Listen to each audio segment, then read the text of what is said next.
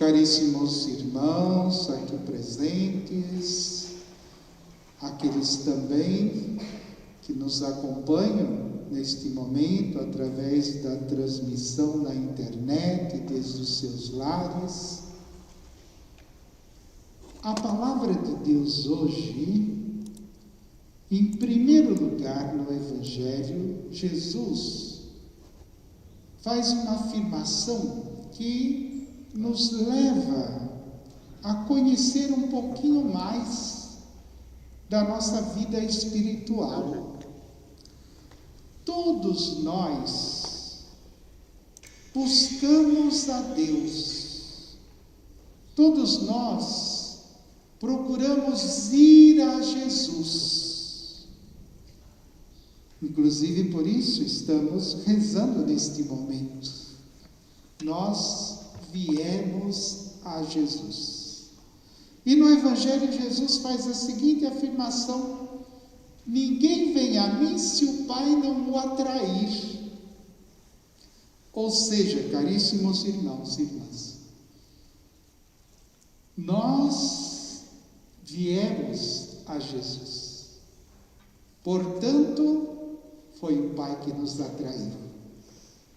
O Pai age na nossa vida. Ele não deixa, através do Espírito, que a gente se conforme ao mundo, às coisas materiais, se afaste de Jesus. E mesmo se porventura a gente se afasta um pouco logo da saudade de Deus, da saudade de Jesus, e o Pai faz com que a gente volte a procurar Jesus. O Pai nos atrai. É isso que Jesus fala. E Jesus ainda faz uma outra afirmação que alegra muito o nosso coração, quando ele diz assim: aquele que vem a mim, eu o ressuscitarei no último dia. Eu não permitirei que se percam aqueles que vêm a mim, aqueles que o Pai me dá, mas eu lhes concederei a vida eterna. É a segurança que este Evangelho de hoje, em primeiro lugar, nos passa. Como geralmente aos domingos do tempo comum, nós temos um tema proposto na primeira leitura, que depois é aprofundado no Evangelho, e na segunda leitura, um tema prático da vida de fé, da vida do cristão, da história da salvação. Hoje, na segunda leitura, nós temos mais uma vez um trecho da carta de São Paulo aos Efésios. Já há 4 domingos, pelo menos, estamos ouvindo esta carta de Paulo. A carta da maturidade de São Paulo. Ele já estava aí velhinho quando escreveu esta carta. E ele estava na prisão por causa do Evangelho, por causa de Cristo.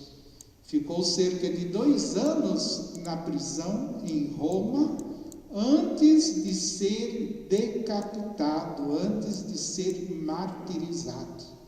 E é nesse período final da sua vida que ele escreve a carta aos Efésios. Uma belíssima e profunda reflexão sobre o plano de salvação de Deus e as consequências da salvação na vida dos cristãos. E aí hoje ele vai nos dizer que nos foi dado o Espírito Santo e que nós não devemos contristar o Espírito Santo.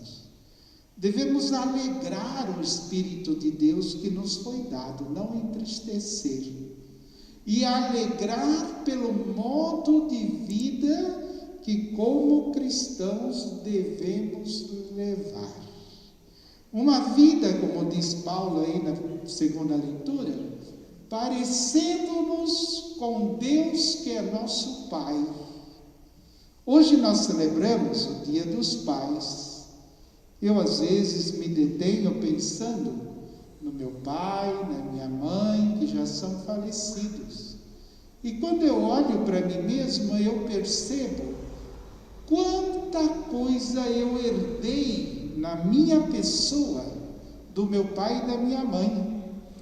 Não só o cabelo, a cor da pele, o jeito de falar, não só isso, mas também os gostos, sobretudo muito do caráter do pai, né? E sobretudo as coisas boas herdamos dos nossos pais e também das nossas mães.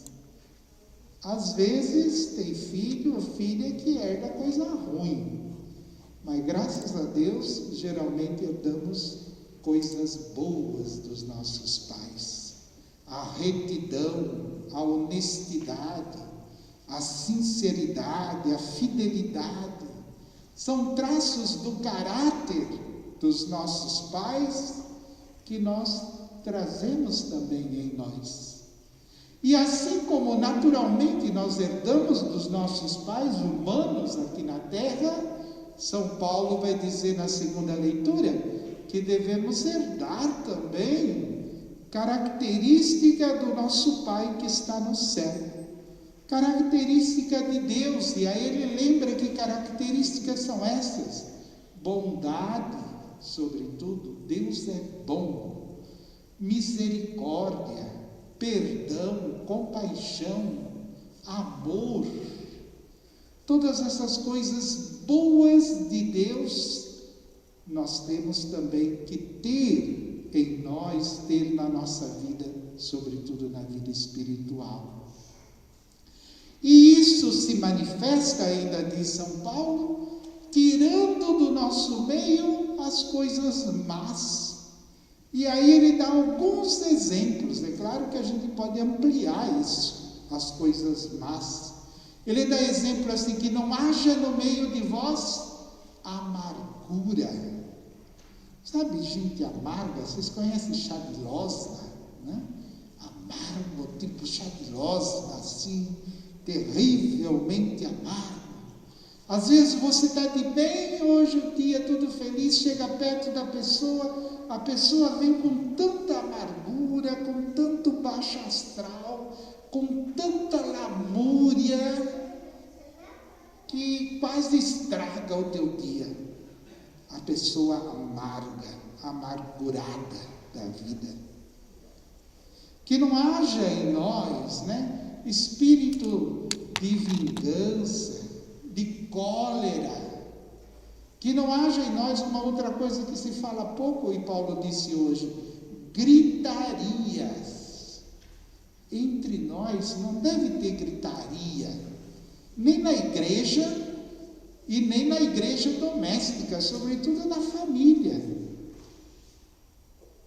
Às vezes tem algumas famílias que é difícil até de ser vizinho, de tanta gritaria que arrumam na casa. É claro que a gente não tem que dar conta da vida dos outros, mas a gente tem que dar conta da nossa própria vida. Que nós, cristãos, tenhamos lares pacíficos, onde ninguém precise gritar com ninguém. Eu, particularmente, não gosto, né, que as pessoas alterem a voz. Isso foi uma das heranças do meu pai. Meu pai não era um homem de alterar a voz com ninguém. Eu nunca lembro de ter visto meu pai dando um grito com uma pessoa. Talvez com os animais lá na roça, mas não com as pessoas. Eu não suporto, né, gritos. E é disso que diz Paulo. Na comunidade cristã, na família cristã, que não haja gritaria. Sejamos pacíficos, sejamos mansos e humildes de coração, como o próprio Jesus. Tudo se resolve na calma. Eu costumo dizer para as pessoas assim: se você for brigar com alguém, for levantar uma questão, pedir uma satisfação, como o povo diz, deixe para amanhã. Se for uma coisa boa, você vai ajudar alguém, faça imediatamente. Se for um desentendimento, uma briga, qualquer uma reclamação, deixe para amanhã. Pelo menos comigo funciona. Porque deixando para amanhã, meu coração já vai estar mais calmo. Às vezes eu nem lembro mais por que eu estava tão bravo ontem. Passa, né? E, como o povo diz, esfria a cabeça. Calma, mansidão de coração e de alma. Temos que construir a paz e não a guerra. Sermos instrumentos de paz na vida, na nossa e na vida dos nossos irmãos, das nossas famílias, das nossas comunidades. Nada de gritarias, diz São Paulo. Veja, coisa tão prática, mas que tem a ver com a vida cristã, tem a ver com a fé, não parece, né? A harmonia da casa, mas tem a ver com a vida cristã. Já na primeira leitura de hoje, nós temos o profeta Elias, primeiro livro dos Reis, que em um determinado momento da sua vida, ele viu que ele precisava muito de Deus. E onde encontrar com Deus? A gente está no Antigo Testamento, hoje, como cristãos, na plenitude dos tempos, nós temos muito mais pistas, sabemos muito mais o endereço de Deus. Naquele tempo era mais difícil. Aí o profeta Elias falou: já sei, eu vou lá no Monte Horebe, onde Moisés se encontrou com Deus na sarça ardente, porque eu estou precisando muito me encontrar com Deus. Só que para chegar no Horebe, da onde ele estava, era um deserto que levava 40 dias caminhando.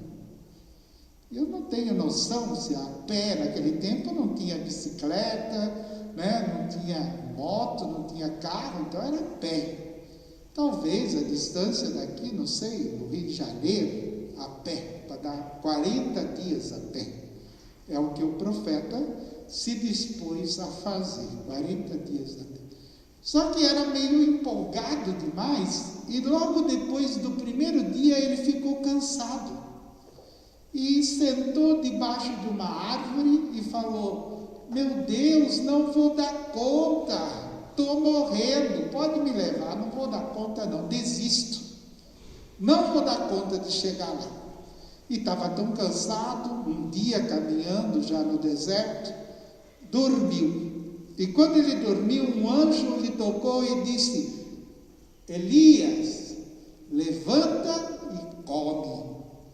Aí ele acordou e viu do lado dele um pão e uma bilha de água. Comeu o pão, bebeu a água, se refez. Alguém depois um dia inteiro sem comer nada, só andando, quando come o pão, né? Fica satisfeito também. Aí deu aquela moleza no homem, né? E dormiu de novo. Dormiu. Pela segunda vez o anjo vem e toca: Elias, levanta e come, porque você tem um caminho longo pela frente.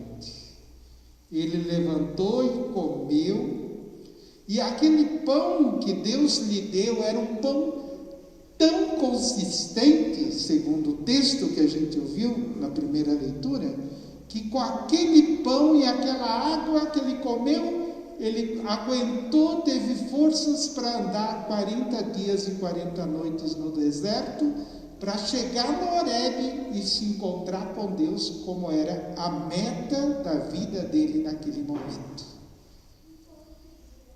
Mas sublinhamos o pão para esta e não aquele que Moisés deu ao povo, o maná, não aquele que Elias comeu, que bastou para 40 dias, mas agora um que serve para esta vida e para a vida eterna, garantia de vida eterna. E este alimento, este pão vivo descido do céu, é o próprio Jesus que se dá a nós na Eucaristia. Quem come a minha carne é verdadeira comida. Este terá a vida eterna. Quem comer este pão que eu vos dou, o pão da Eucaristia.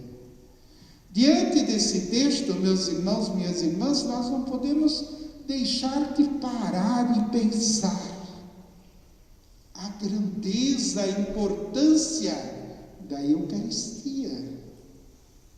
Imaginemos se Elias, lá no livro dos Reis, tivesse ficado debaixo da árvore sentado e falasse: não vou comer não, vou ficar por aqui mesmo. Ele ia morrer lá no meio do deserto. Mas aquele pão ele comeu e teve forças para andar. E hoje, este pão nos sustenta, o pão da Eucaristia, o corpo de Jesus, para andar a vida toda e para sobreviver na eternidade. Sobreviver, ter a vida eterna com Jesus. O pão vivo, descido do céu. Eu sou este pão de Jesus. Hoje nós também celebramos o Dia dos Pais, no mês de agosto, segundo domingo, a semana da vocação da família, e nós também hoje, a nível de igreja no Brasil, estamos abrindo, a Semana Nacional da Família. Este ano, o tema da Semana Nacional da Família é a alegria do amor na família. E é um tema muito importante, já começando com hoje também, o Dia dos Pais, o Dia da Vocação à Família. Porque, infelizmente, muitos jovens e adultos se casam sem ter a consciência que o casamento, que a família é uma vocação. Assim como eu, na minha vida de padre, tenho a vocação sacerdotal, um chamado de Deus, vocês, pais e mães de família, também são chamados do mesmo jeito que eu fui para ser padre. Você foi chamado para ser pai e mãe de família, chamado por Deus, é vocação. No meu ministério sacerdotal e na minha vida religiosa de frade carmelita, eu tenho que ser santo. Na tua vida de pai, de mãe, de esposo, de esposa, você tem que ser santo. É o mesmo chamado à santidade em lugares diferentes. Só que as pessoas não pensam assim. Muita gente se casa sem saber o que está fazendo. Todo mundo casou, meus irmãos já casaram, então eu vou casar também. Não quero ficar para titia. É muito ruim ficar a vida inteira na casa dos pais. Então eu vou fazer a minha casa, vou casar. Infelizmente, e muitas outras razões esquisitas. Mas a pessoa não tem essa consciência. Eu estou agora madura, estou adulto, sou capaz de amar e de fazer o outro feliz, a outra feliz.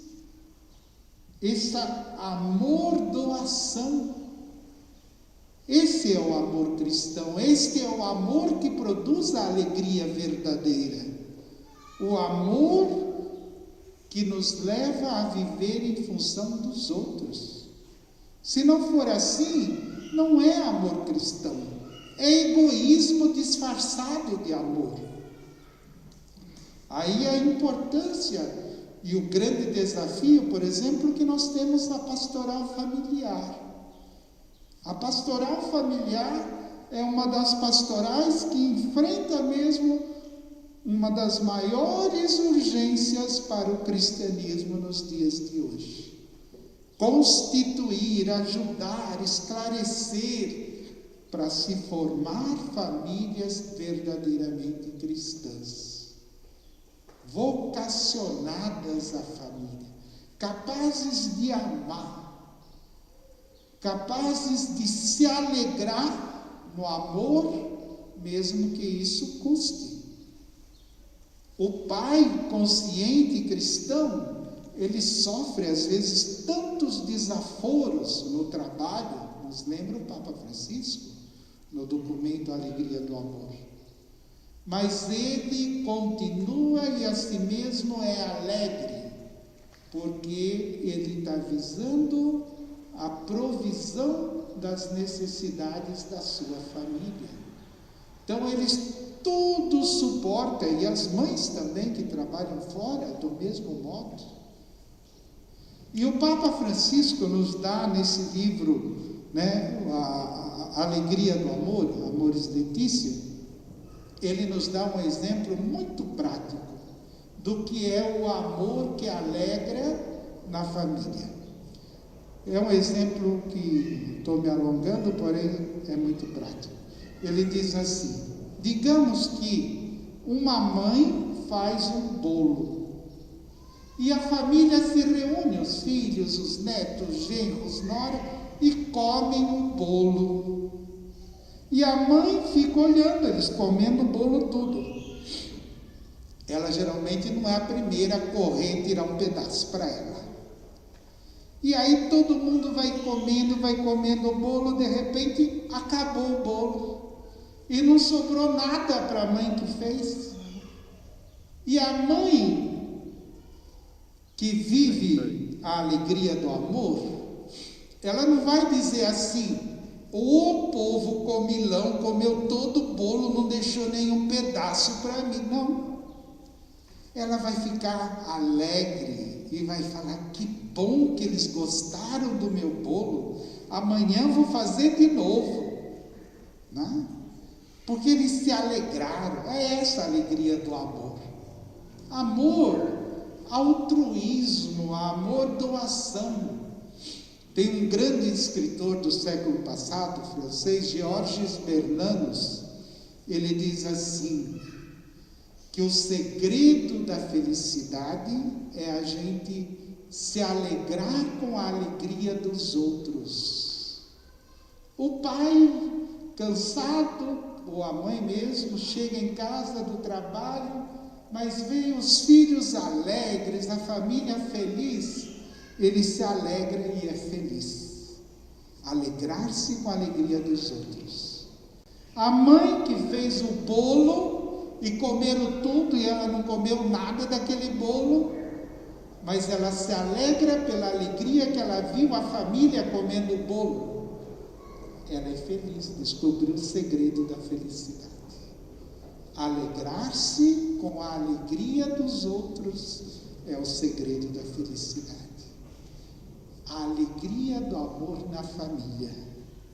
Então que o Senhor nos ajude a vivermos, com alegria a nossa vocação cristã à família.